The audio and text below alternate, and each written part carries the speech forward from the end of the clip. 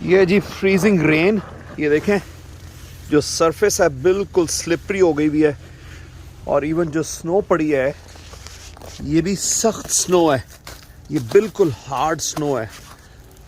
अब यहाँ पे तकरीबन ये 8 इंच पड़ी हुई है और इसको उठाना इंतहाई मुश्किल है। मैं आपको गाड़ी दिखाता हूँ।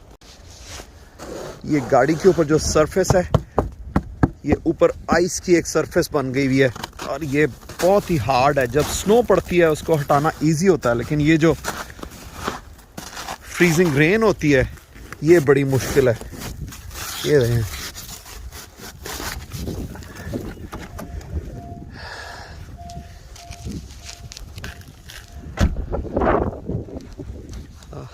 ये करंट सिचुएशन है।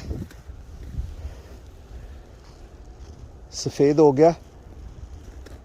आज बच्चों के स्कूल की छुट्टी हो गई है बिकॉज ऑफ द स्नो, क्योंकि बसेस स्टार्ट नहीं हुई सुबह, या बसेस आ नहीं सकी रोड पे, विच इज़ गुड। लेकिन हमें तो काम पे जाना, हम लोग जनाब काम पे निकलते हैं और इस रोड को टैकल करते हैं। वाइपर नहीं चल रहे हैं क्योंकि ये आइस ने उसको पकड़ लिया हुआ है। मैं बाहर निकलता हूँ और उसको साफ़ करता हूँ। ये है जी स्नो और आइस रिमूवर। एक तरफ इसके ये आइस उतारने के लिए बना हुआ है, दूसरी तरफ ब्रश है, इससे हम आइस उतारते हैं गाड़ी से।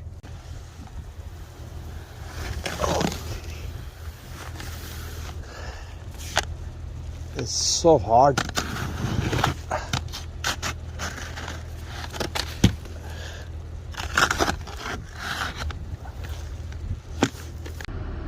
दस 15 मिनट लगे हैं, गाड़ी गर्म हो गई है, लेकिन एटलीस्ट शीशे मेरे सारे साफ़ हो गए हैं। अब मेरी विजिबिलिटी बेटर होगी और मेरे लिए गाड़ी चलाना इजी होगा। Road conditions are not good.